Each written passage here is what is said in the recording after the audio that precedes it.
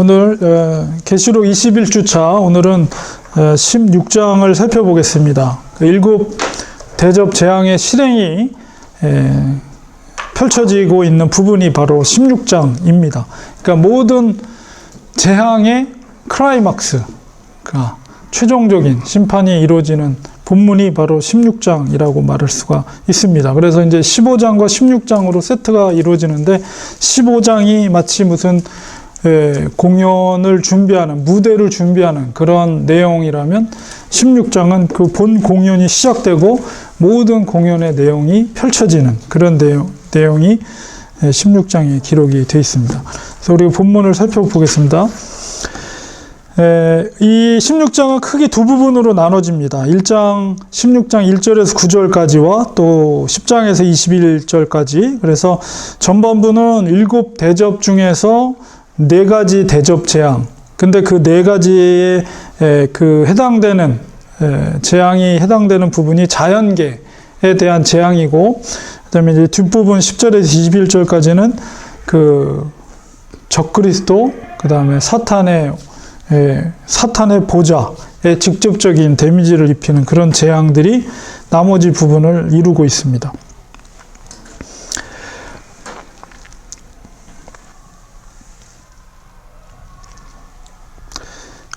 우리 이 앞에 있는 1절에서 9절까지의 내용은 그 비교가 되는 부분이 출애굽 당시에 그 애굽에 임한 그 진노의 어떤 내용들과 일종의 평행을 이루고 있는 것을, 유사한 부분들을 많이 기록되어 있는 것을 보게 됩니다.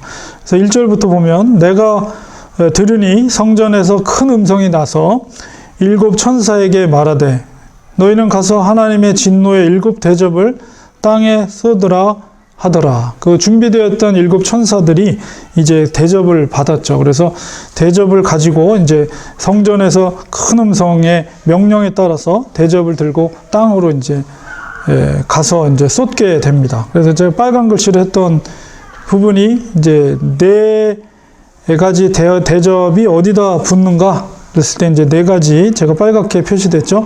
2절에 보니까 첫째 천사가 가서 그 대접을 땅에 쏟음에 짐승의 표를 받은 사람들과 그 우상에게 경배하는 자들에게 악하고 독한 종기가 나더라. 첫 번째는 땅에 쏟았습니다. 그 대접을. 그럴 때 짐승의 표를 받은 사람들, 그 666 표를 받은 사람들, 그리고 우상에게 경배하는 자들, 적그리스도의 우상을 만들어서 거짓 선지자, 땅에서 올라온 짐승들이 이적과 기적으로 미혹해 해서 그 우상에 경배하게 했죠.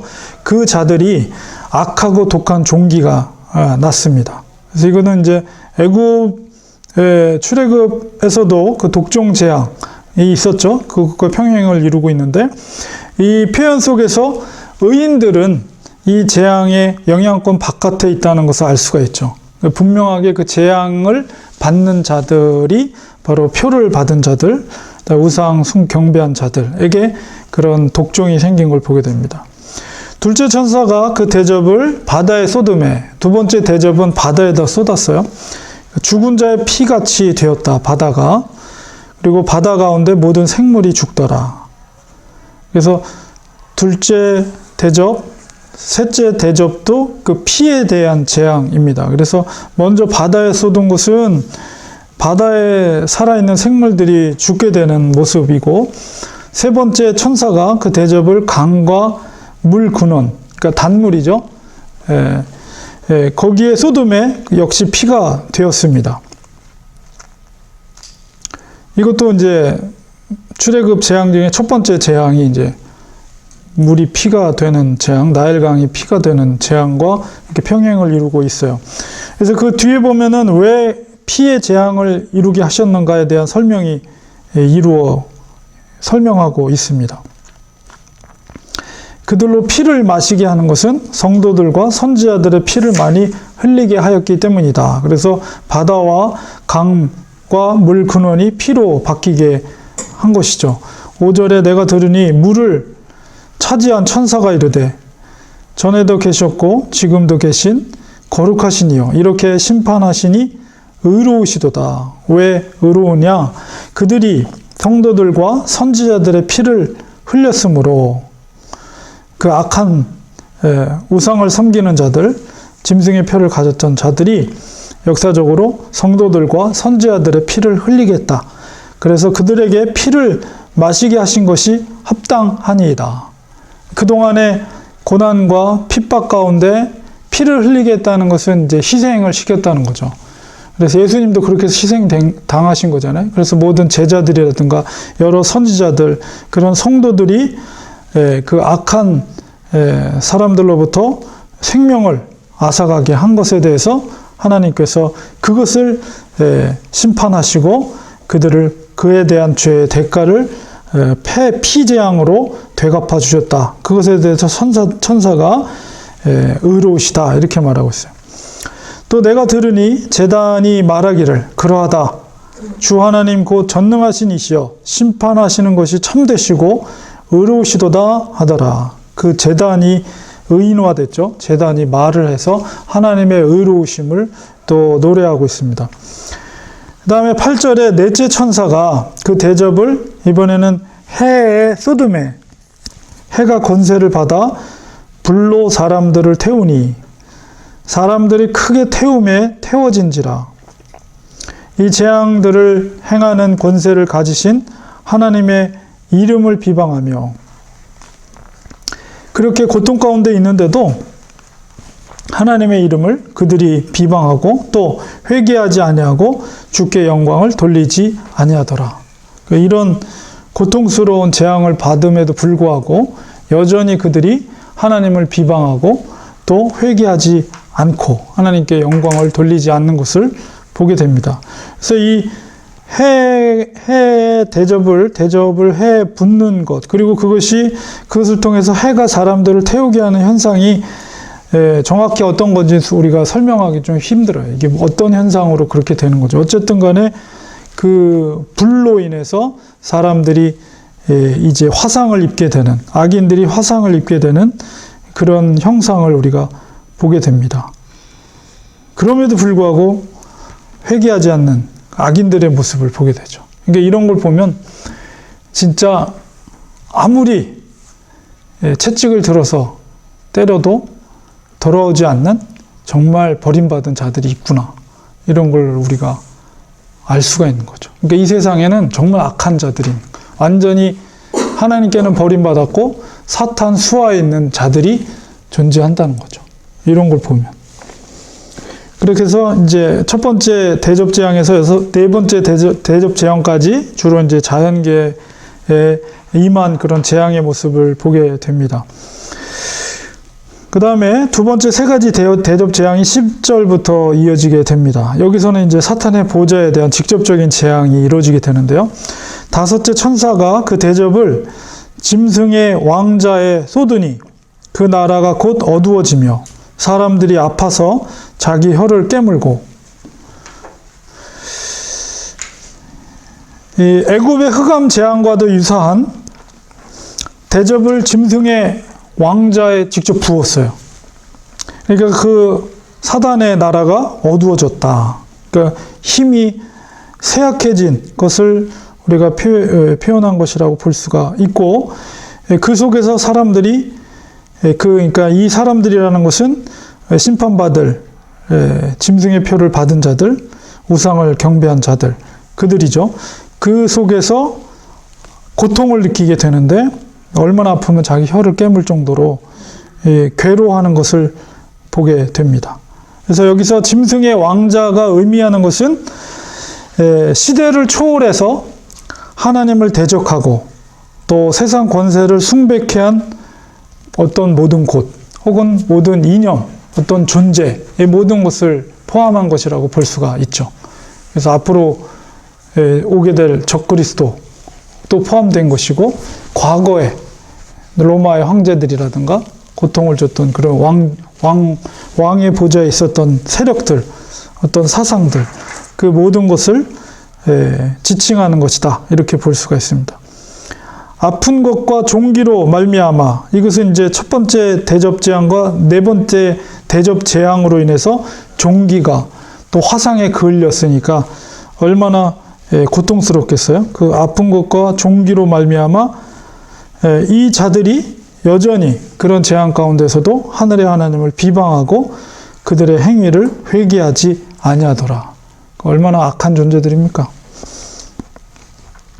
또다시 반복되는 회개에 대한 거부는 이제 남아있는 두 대접의 재앙, 마지막 두 대접의 재앙의 정당성을 제시하고 있는 거죠.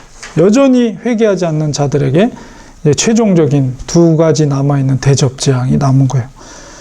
여섯째 천사가 그 대접을 이번에는 큰 강 유브라데에 부었습니다.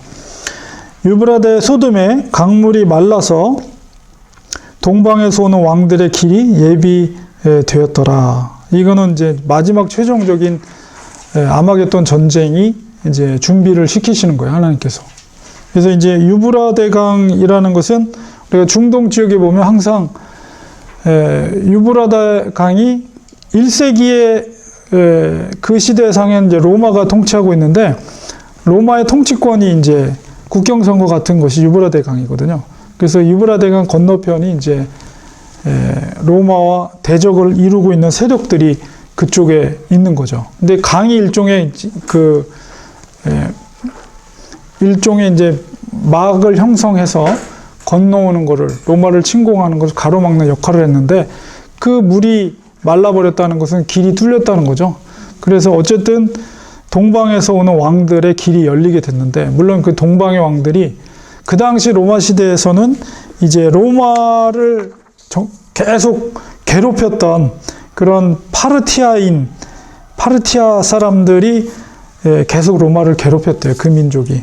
근데 이제 그 당시로 볼 때는 동방에서 오는 왕들이 그 민족을 연상케 하지만 일단은 그 길이 터져서 동방에서 오는 왕들이 이제 한 곳에 모이게 되는 것인데 이것은 이제 하나님을 대적하는 세력들이 이제 한 곳에 모여서 하나님과의 최종적인 이제 아마겟돈 전쟁을 준비하는 그런 모습을 그리고 있어요. 그래서 이제 혹자들은 이제 이것을 문자적으로 번역해서 중동에서 발발하게 될 세계 3차 세계대전이다 이렇게 말하는데 그렇게 이제 문자적으로 해석하기보다는 상징적인 해석. 그래서 물론 이제 최종적인 전쟁이 어떻게 벌어질지 모르죠. 하나님과 악한 사탄의 세력들의 전쟁이 어떻게 벌어질지 물론 최종적인 그런 전쟁은 분명히 벌어지게 될 거예요. 근데 그것이 무슨 꼭 중동이나 뭐 거기서 이렇게 벌어지게 될 것이다 추측은 하지만은 그거는 모르는 일이고요. 뒤에 이제 아마겟돈이라는 얘기를 나올 때 다시 한번 설명을 드리겠습니다. 어쨌든 이제 여섯 번째 대접 속에서는 뭔가 아마겟돈 전쟁을 준비하는 하나님의 어떤 일하심을 보게 됩니다. 그래서 다 모아놓고 깡그리 모아놓고 이제 하나님이 최종적으로 그들을 다 깨부수는 그런 이제 형상이 이루어지게 돼요.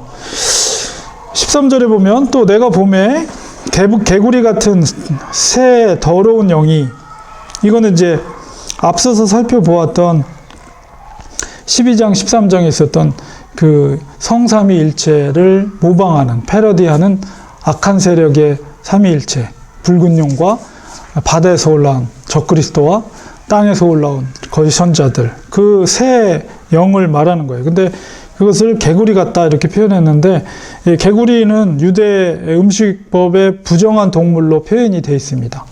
그래서 레위기 11장 10절 11절이나 41절에 보면 이제 개구리라는 이름은 안 나와 있지만 땅에 배를 대고 기어다니는 그런 파충류로서 이제 개구리도 포함된 거예요. 그래서 부정한 동물로 이렇게 레위기에는 기록이 돼 있거든요. 그래서 그 개구리 같은 새 더러운 영이 용의 입과 짐승의 입과 거짓 선지자의 입에서 나온다. 더러운 영이. 그래서 이 악의 연합 세력이라고 볼 수가 있어. 그 입에서 그런 악한 영이 더러운 영이 나오는데 그들은 귀신의 영이다 이렇게 말하고 있어. 귀신은 이제 마귀의 수하에 있는 더러운 영이죠. 그 영이 나와서 이제 그 귀신의 영이 하는 일이 뭐냐면 이적을 행하여 온 천하 왕들에게 가서 하나님 곧 전능하신 이의 큰 날에 있을 전쟁을 위하여 그들을 모으더라. 그러니까 그 더러운 새 용과 또 짐승의 입과 거짓 선지자의 입에서 나온 그 귀신의 영이 모은 천하 왕들에게 가서 이적을 행하고 또 감언이설로 이제 마지막 최종적인 하나님과 대적하는 전쟁 가운데 그 왕들을, 천하의 왕들을 마지막 전장으로 이끌어내는 역할을 이 귀신의 영이 하고 있는 것입니다. 그래서 여기서 말하는 세상의 천하의 왕들이라는 것은 하나님을 믿지 않는 권세를 잡은 자들, 그런 세력들을 다 규합하는 거예요. 이 귀신의 영이. 그래서 이제 최종적인 아마겟돈 전쟁 속에서 하나님의 군대와 이 악한 세력들이 이제 대적하기에 앞서서 이제 모이게 되는 그런 역할을 하게 됩니다. 15절에 보라, 내가 도적같이 오리니 누구든지 깨어 자기 옷을 지켜 벌거벗고 다니지 아니하며 자기의 부끄러움을 보이지 아니하는 자는 복이 있도다. 여기서 도적같이 오리니 이 말은 우리가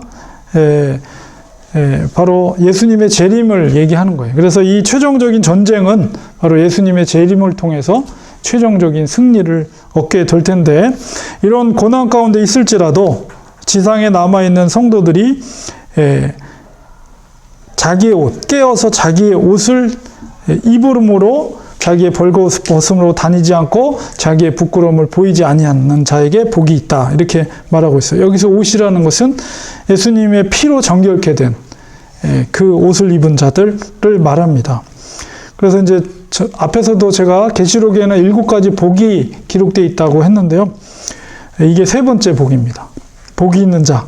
어떤 자가 복이 있느냐? 그래서 세 번째 복이 기록되어 있고, 이 최후의 전쟁은 예수님의 재림으로 종결이 될 것이고, 또 그런 전쟁 가운데서라도 깨어있는 성도들은 복을 받게 될 것이다.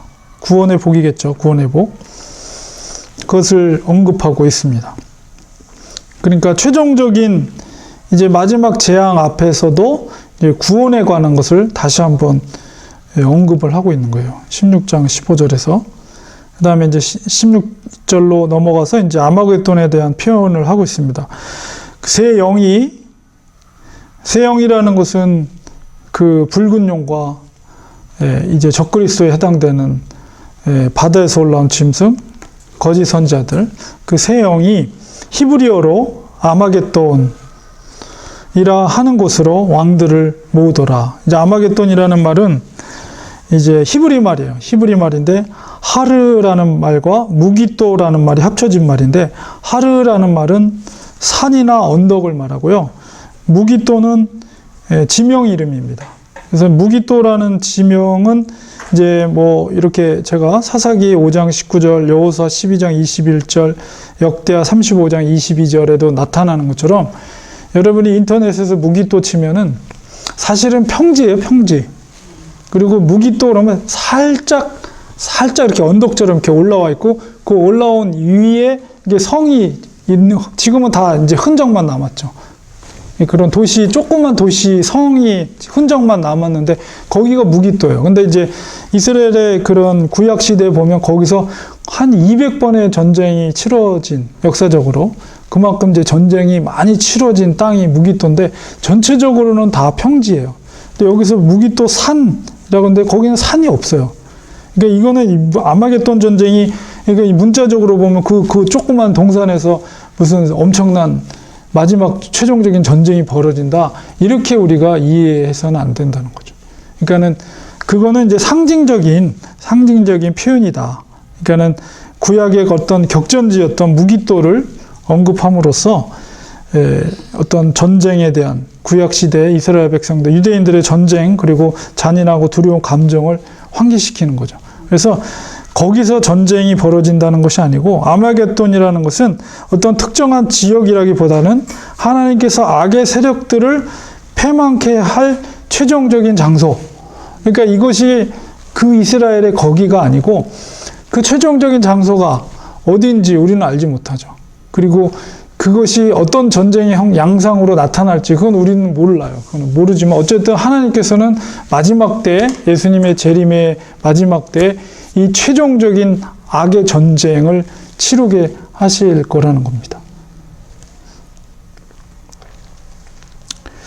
그래서 이 새 영이, 이 악의 연합 세력이 그 왕들을 다 한 군데 모이게 하는 거예요. 최종적인 결전지에서 모이게 돼서 이제 전쟁을 치르게 되는데, 17절에 보니까 일곱째 천사가 그 대접을 이번에는 이제 공중에, 여러분 그 잉크가 좀 부족해서 잘 안 보이는 분도 계실 텐데 공중입니다. 공중. 대접, 마지막 일곱 대 대접은 공중에다가 이렇게 쏟았어요. 그럴 때 큰 음성이 성전에서, 하나님 계신 보좌 성전에서 보좌로부터 나와서 이르되 되었다 하시니, 마치 예수님께서 십자가에서 다 이루었도다, 마치 이런 음성 같죠? 되었다 하시니 보좌로부터 음성이 나서, 그때 이제 번개와 음성들과 우레소리가 있고 또 지진이 있어 얼마나 큰지 사람이 땅에 있어 온 이래로 이같이 큰 지진이 없었더라. 그러니까 이 엄청난 지진으로 아마 그 세력들을 다 삼켜버렸겠죠. 이것은 이제 최종적인 재앙, 이게 바벨론 재앙, 바벨론의 재앙이 부어지는 것이죠. 그러니까 바벨론이라는 표현은, 계시록에서 바벨론이라는 표현은 이제 악의 도성. 그러니까 우리가 의의 도성은 이제 예루살렘 성으로, 새 예루살렘으로 표현된다면 악의 도성이 이제 바벨론으로 대표합니다. 그래서 항상, 물론 바벨론은 지금 멸망한 문명이죠. 페르시아 전에 있었던 바벨론, 그 다음에 페르시아 이렇게 되는데, 그 바벨론은 멸망한 제국이지만 꼭 악의 어떤 상징의 도성으로서 바벨론이라는 표현을 계시록에서는 해요. 그래서 바벨론이 멸망했다라는 것은 악의 세력이 최종적으로 다 부서졌다, 파멸했다, 패배를 이뤘다, 이런 의미가 담겨져 있습니다. 그래서 큰 지진으로 말미암아 이제 다 삼킴과 된 거죠. 그래서 이제 14장 8절에 보면은, 계시록 14장 8절 앞서서 우리가 바벨론의 멸망한 것에 대해서 이제 간략하게 설명하는 부분이 있습니다. 그리고 이제 최종적으로 17장 18장에 자세하게 바벨론의 멸망에 대한 것을 이제 음료회를 들면서 이제 자세하게 기록되고 있는 부분이 다음 주에 우리가 살펴보게 될 그 바벨론의 최종적인 패망함의 모습이 나타납니다. 그래서 여기서도 역시 마지막 일곱 대접을 통해서 큰 지진이 나면서 그 세력이 거기에 삼킴바 되는 것을 우리가 보게 됩니다. 19절에 큰 성이, 그 바벨론 성을 말하는 거예요. 세 갈래로 갈라졌다.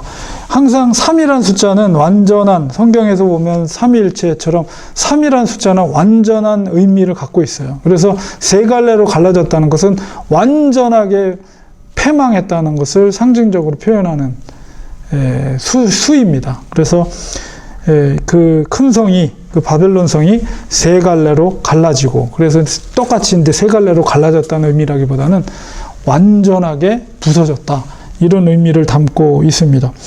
만국의 성들도 무너지니, 만국의 성들이라는 것은 아까 모였던 그 천하의 왕들이잖아요. 그 왕들이 살고 있던 그 하나님을 믿지 않는 세력들, 강력한 세력들, 그 성들도 다 무너져 내렸어요. 그 지진 앞에서. 그리고 큰 성 바벨론이 하나님 앞에 기억하신 바 되어 그의 맹렬한 진노의 포도주 잔을 받으매, 하나님께서 그 악한 세력을 기억하고 그 맹렬한 진노의 포도잔을 그들이 받았다. 그래서 마지막 최종적인 패망, 진노하심을 통해서 그들이 멸망하게 된 것을 표현하고 있습니다. 20절에 각 섬도 없어지고 산악도 간데 없더라. 그러니까는 불룩불룩 튀어나왔던 것들, 바닷속에 올라왔던 것들이 다 평평하게 된 거예요. 지진으로 말미암아서. 그러니까 이것은 전 지구적인 최종적인 재앙이라고 볼 수가 있죠. 어마어마한. 그러니까 이 사람이 땅에 있어 온 이래로라고 표현한 것을 봤을 때 전대미문, 이런 일은 없었던 전 지구적인 엄청난 지진이 높은 산도 그냥 평평한 땅으로 만들 정도로 어마어마한 지진의 재앙이 이루어지게 된 것입니다. 그리고 나서도 여전히 남아있는 것들에 대해서는 21절에 보니까 또 무게가 1달란트나 되는 큰 우박이, 1달란트가 34kg예요. 그런 큰 우박이 하늘로부터 사람들에게 내비. 그러니까 그 지진에 견뎌서 서 있었던 어떤 그런 것들도 이제 34kg짜리 큰 우박이 하늘에서 우두두두둑 떨어지면 사람들에게 내림이, 사람들이 그 우박의 재앙 때문에, 여보세요, 하나님이 하나님을 비방하니 그 재앙이 심히 크미로라. 얼마나 악한 존재들입니까?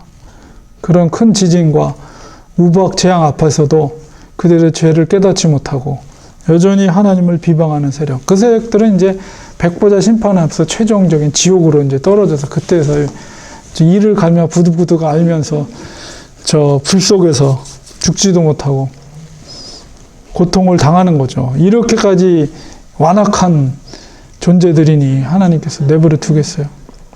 그러니까 이게 고난이라는 것도 하나님의 사람들에게서 연단이지, 이 약한 자들은 끝까지 하나님을 비방하는 거예요. 고통을 받아도. 그런 세력들과 함께 우리는 살아가고 있는 거예요. 물론 그 중에 진짜 하나님의 자녀들도 있죠. 아직 돌아오지 않은 자녀들. 그들에게는 때로는 하나님이 채찍을 주고 고난을 통해서 돌아오기도 하지만은 끝까지 부인하는 자들은 무엇을 해도 하나님을 원망하고 부인하고 비방하는 자들이 있다는 것입니다. 자, 그래서 이제 우리가 사실 계시록이 좀 어려운 이유는 이 재앙의 인재앙, 7인과 7나팔과 7대접의 재앙이 좀 어려운 부분이에요.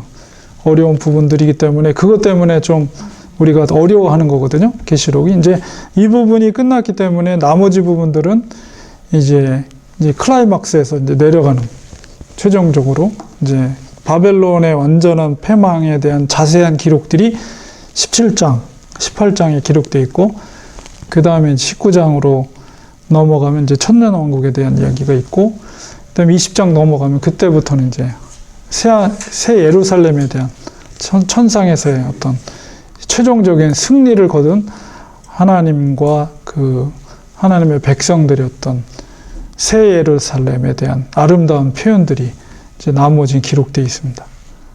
우리가 이제 거의 다 넘어왔어요. 계시록. 그래서 오늘은 이제 16장 속에서 가장 재앙의 클라이막스 부분을 우리가 살펴보았습니다. 물론 이제 상징적인 것은 우리가 다 이해할 수는 없지만은, 그러나 그 의미가 무엇인지 이런 것들은 우리가 어느 정도 말씀 속에서 여러분이 이해하셨으리라 봅니다. 생각해보기 한 가지 제가 질문을 만들어 봤는데요. 15절에 재앙의 심판 가운데도 지상에 있는 그리스도인들이 가져야 될 믿음의 자세를 일깨워 주는데요. 그 옷이라는 것은 아까 말씀드린 것처럼 예수님의 피로 정결케 됨을 상징하는 것인데, 그 뒤에 벌거벗고 또 부끄러움을 당한다라는 것은 어떤 의미라고 여러분이 생각하십니까? 그리고 우리가 그런 부끄러움을 당하지 않으려면 어떤 믿음을 지켜야 할까요? 참고로 사대 교회와 라오디아 교회의 이와 유사한 말씀을 한 본문이 계시록 3장 1절, 4절, 17절, 18절에 있는 말씀이거든요. 제가 읽어드리면,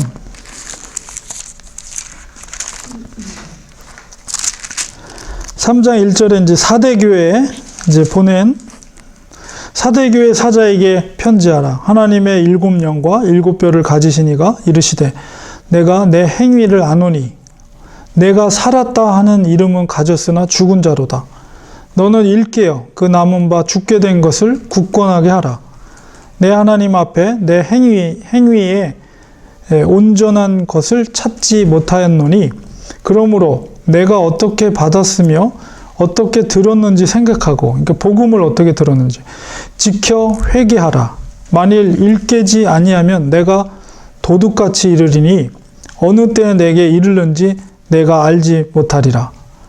그러나 사대에 그 옷을 더럽히지 아니한 자 몇 명이 내게 있어 흰 옷을 입고 나와 함께 다니리니 그들은 합당한 자인 연고라.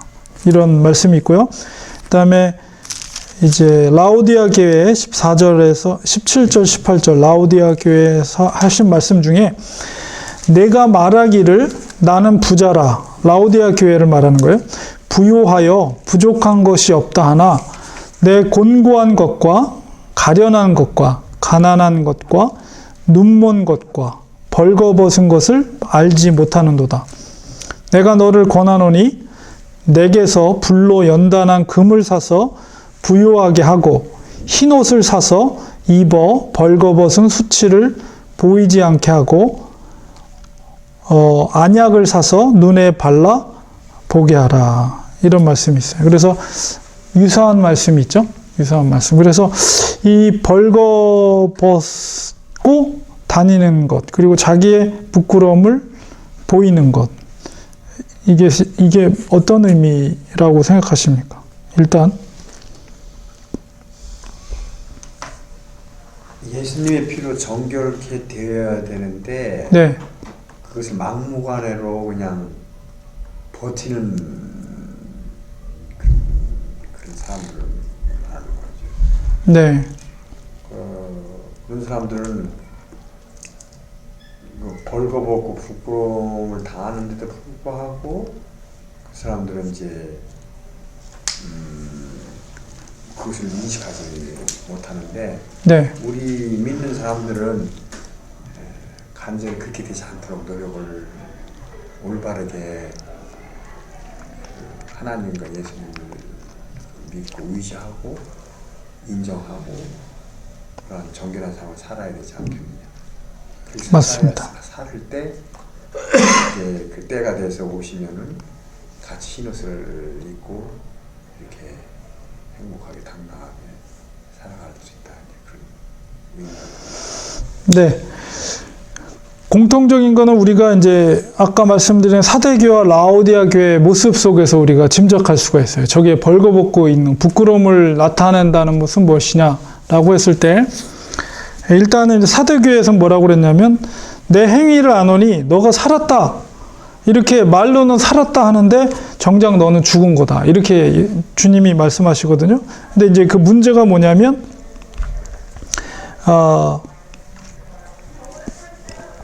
하나님 앞에서 내 행위에 온전한 것을 찾지 못했다. 이렇게 말하고 있어요. 그러니까 너는 말로는 살았다고 하는데 너 행위를 보니까 하나님 앞에서 온전한 것을 내가 찾을 수 없다. 이것을 통해서 교회는 다니고 뭐 자기가 살았다라는 얘기는 신앙 안에서 자기가 산다라고 생각할지 모르지만 너의 행위가 하나님 앞에서 온전하지 못하다는 거예요. 그러니까 하나님의 말씀대로 온전하게 생각뿐만 아니라 행동에 있어서도 살아야 되는데 그렇지 못하고 있는 거예요. 그리고 이제 라오디아 교회 같은 경우도 내 행위를 아노니 내가 차지도 아니하고 뜨겁지도 아니하도다. 이렇게 말해요. 그래서 이와 같이 미증은 하여 뜨겁지도 아니하고 차지도 아니하면 내 입에서 너를 토해내리라. 이렇게 말하거든요. 그러니까 그 신앙의 모습이 라오디아 교회가 굉장히 부유한 교회였어요. 물질적으로 풍요한 교회. 그럼에도 불구하고 그들의 신앙의 모습이 이것도 저것도 아닌 양다리 걸치면서 세상과 양다리를 걸치면서 살아가고 있는 그 모습을 볼 때 하나님은 그런 자들의 신앙의 모습 속에서 내가 너희들 토해내겠다는 건 뭐예요? 버린다는 거죠. 구원에 이를 수 없다는 거예요. 그러니까는 너희들이 그 벌거벗은 것을 알지 못한다. 이렇게 표현하고 있고, 그래서 옷을 사입으라는 것은 복음의 능력으로 예수 그리스도의 복음의 능력으로 회복하라는 거죠. 그걸 돌아오라는 거예요. 그래서 너희들이 범죄하고 하나님의 뜻대로 살지 못하는 것이 곧 벌거벗이 부끄럽게 너희들의 그것을 사람들한테 노출시키는 거나 마찬가지다. 얼마나 부끄러운 모습이에요. 너희들이 주님의 뜻대로 올바른 행위, 믿음의 행위 없이 그렇게 살아가는 것은 마치 사람들 앞에 벌거벗은 모습을 부끄럽게 많은 사람들 앞에서 노출시키는 거나 마찬가지다. 그러니까 우리가 죄를 범하는 것은 마치 그런 거나 마찬가지. 하나님 앞에서 우리가 죄를 범하는 것은. 그러니까 그렇게 부끄러움을 당하지 않으려면 이 흰 옷을 사서 입어라. 그리고 사대교회를 향해서는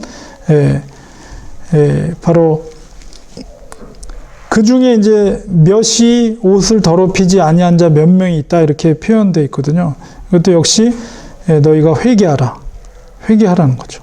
여기서도 내가 도적같이 이르리니 주님이 언제 재림을 도니까 너희들이 다시 돌이켜서 복음의 능력으로 다시 돌이켜서 이제 회개하라는 거예요. 제가 항상 회개를 말할 때 말씀드리는 것이 주인을 바뀌라는 거예요. 주인을. 진짜 예수 그리스도를 너희 인생의 주인으로 바꾸라는 거예요. 그렇지 않으면 도적같이 이를 때 그렇게 주인을 바꾸지 않고 살아가면 도적같이 주님이 오셨을 때 그런 자들은 멸망당하는 거죠. 구원받지 못하고. 그러니까 회개하라는 거예요.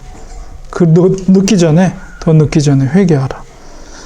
그래서 바로 예수님의 옷을 이렇게 입고서 나의 부끄러운 모습을 숨긴다는 것은 사실 우리 모두가 죄를 갖고 있죠. 죄의 문제에서 자유로울 사람은 아무도 없어요. 그러나 예수 그리스도의 옷을 입었을 때, 예수 그리스도의 은혜를 입었을 때 우리의 그 부끄러운 모습을 가릴 수가 있는 거죠.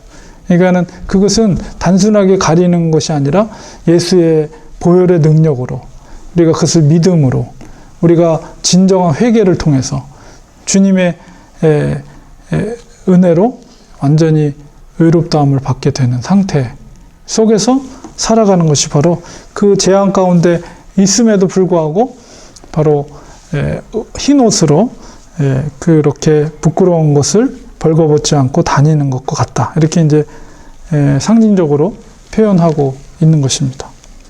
우리는 그리고 또한 이제 주님의 재림이 도적같이 올 것이다 라고 했기 때문에 항상 주님의 재림의 신앙이라는 것은 뭐냐면 여기서 보면 누구든지 깨어 라는 말이 있잖아요. 깨어서 이것은 뭐냐면 재림의 신앙이라는 것은 우리 항상 뭐 잠자지 않고 눈 뜨고 있으라는 얘기가 아니라 영적으로 항상 민감한, 그래서 주님이 당장 오시더라도 내가 주님 맞이할 수 있는 뭐 기름을 신랑을 맞이할 때 기름을 준비한 신부들처럼 주님이 언제 오시더라도 주님을 맞이할 수 있는 그런 영적인 상태를 유지하라는 거죠.